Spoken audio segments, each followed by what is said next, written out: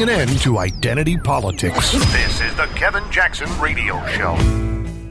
Black people will move heaven and earth to get out of a black neighborhood and move to a, quote, white neighborhood. Welcome, everybody. Kevin Jackson here. I'm not telling you something you don't already know. And I know there are people out there going, can he say that? Yes, I can. I can say that. You want to know why I can say that? Because it's the truth. See, I grew up around a lot of black people. For those of you who are wondering, I am indeed black. Yes, he's a black man who enunciates. But anyway, growing up black, let me tell you something. To a person, everybody I knew wanted to move from my neighborhood when I was a kid and get into a nicer neighborhood. And it was typically a white neighborhood. Now, it might have been a little uneasy at first because there's all these white folks, but the minute they got there and white folks started doing how white folks were, that was the end of it. It was there the occasional, we don't want your content here, that was depicted in the movies? Certainly. You knew it before you even moved in. People act like, no, you got there and then suddenly people turned. Nobody turned. If you were going to move into a neighborhood, you already knew that they didn't want blacks. And by the way, those days ended in the 70s, by worst case, the 80s. There's hardly a person alive today that can't live anywhere they choose. Anywhere. And let me tell you, all these diehard Black Lives Matter, Hollywood bourgeois cocktail sipping fakes and frauds, they all want to leave the hood. And guess where they live? They live where the demographic is not even close to black, the 13% black in the population. It'll be 2% black people in their neighborhood at best. But they'll act like Black Lives Matter, man, police treat us different. And they cry and, and decry everything that's going on in society as they completely remove themselves. Chris Rock talked about it. My daughters don't know nothing about being black. My daughters grow up white. I'm afraid they don't know nothing. His daughters have no experience in the so-called black experience. All the things that Chris Rock talks about, his daughters don't have a clue. They will listen to their dad's humor, his old tapes and go, I don't get it. I don't get it, Daddy. How'd you make so much money? They have no idea. He admitted it. But let me tell you something. Angst on top of angst with white folks. No whites allowed. Let me tell you, what's funny, when you look at the world, and I've talked about this before, the population of whites is nowhere near the dominant population. Asians and all kinds of Latinos and Muslims, they're all much larger in population than white folks. White folks get a little block of land and they do something with it, whether it's Australia or not New Zealand, but even though New Zealand technically is a bunch of white folks too. I mean, but it's South Pacific. But whether it's Australian or Scandinavia, little countries. England, little countries. Little white countries, they talk like this. Hello, how are you? Very nice. And now there's suddenly everything that you talk about. We got to multiculturalize, man. It's too white in America. You have a whole group of people talking about the blackening of America, the browning of America. It's too white for them. Yet you never hear anybody talk about the lightening or the whitening, if you will, of Africa, the whitening, if you will, of Central America, South America. Never happens. That discussion will never come up. In probably a million years, because nobody wants to live in those countries, number one. And so what they're effectively saying is we want to bring these countries that are struggling, that have all this kind of, they've got all kinds of issues, and we want to bring those people into civilized society. Now, if you were to tell me we're going to do what's the movie where the guy works with a lady and makes her into a lady, My Fair Lady? And no, it wasn't. But anyway, he's going to make her into a lady, right? The rain in Spain falls mainly. You don't even know. Y'all too young. But there was, a guy who worked on a lady who was very raw, and he's going to make her into a lady. Maybe it is My Fair Lady. But the point is, that if you wanted to do that, that's fine. You want to bring somebody into culture, but we don't do that. They bring people into the culture, and then they say, hey, people that created an amazing culture of, sophisticates and high thinkers, etc. We're going to dumb you down by making you adjust to this new culture. That's what the left does. So now you've got no whites allowed. At one point, you could buy no whites allowed stuff on eBay. I looked, and it looks like they've taken a lot of it off. There's a no whites allowed space that was demanded at the University of Michigan. They built a $10 million campus center for black students.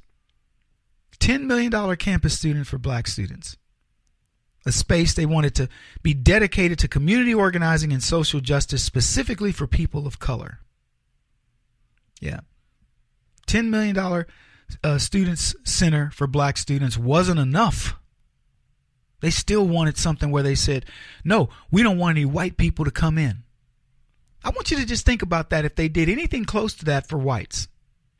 Anything close. But no, the left don't see this as racism. They go, that's not racism. That's payback, whatever. Define it however you want. That's racism. After protests at a Washington State college called for a day without white people, a biology professor said he doesn't feel safe on the campus. Student activists complained they're being vilified by conservative media. Evergreen State College students said racial tensions have been simmering in recent weeks, but reached a boiling point. Get this. When a faculty member disagreed with their plans to protest what they say is institutional racism at the Olympia campus. I want you to understand, people, this is where liberalism is born and bred on college campuses. The students, they say, were particularly incensed by an email that surfaced on Twitter between the professor and Rashida Love, director of the First People's Multicultural Advising Services. Weinstein, who is white, allegedly condemned the day of absence event that asked white people to leave. He condemned it. Why?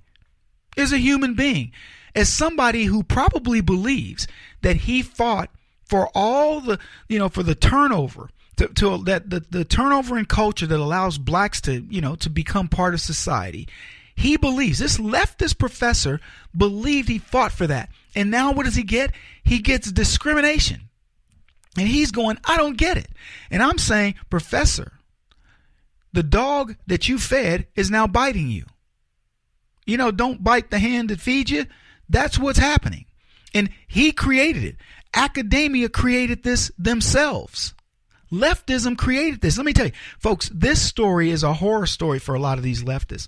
I read a story, we talked about it, I don't know, it's probably been months ago, but where the professors now are afraid. They're going, we have just created monsters. Thursday at La Botanica from 8 to 11, there's going to be a no white people, an NWA zine party. No whites allowed zine party. The zine specifically features and promotes black and brown LGBTQA creatives. I don't know what the A is for, is what the description says. We hope to showcase our talent and create an open space for our voices to be heard.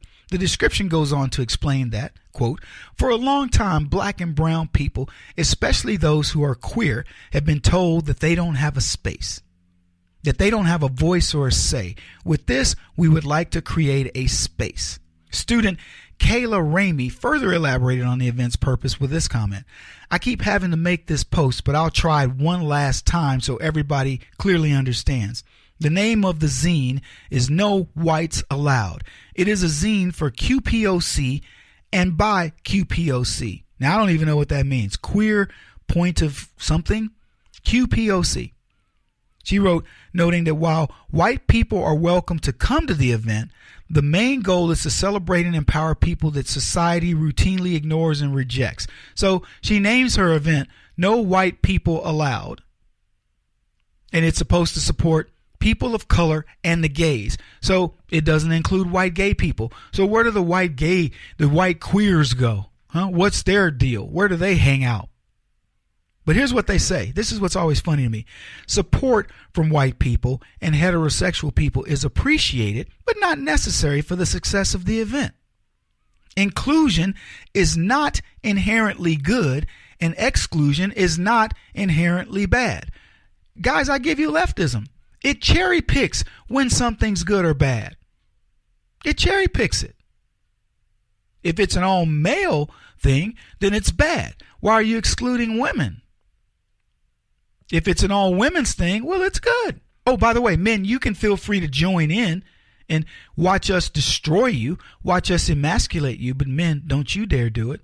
White folks, don't you even think about it. If you think about something that's whites only, we are going to rain down a storm on you like you wouldn't believe. Personally, I'm offended by things that say whites only. I'll tell you right now, I'm offended. But I don't care if they do it. If there's somebody out there that just says, Kevin, I just feel more comfortable around white people. Okay, fine. Do your event. I'm going to do my event that includes everybody.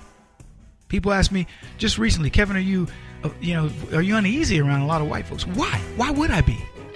This is what's going on in this culture because of leftism, folks.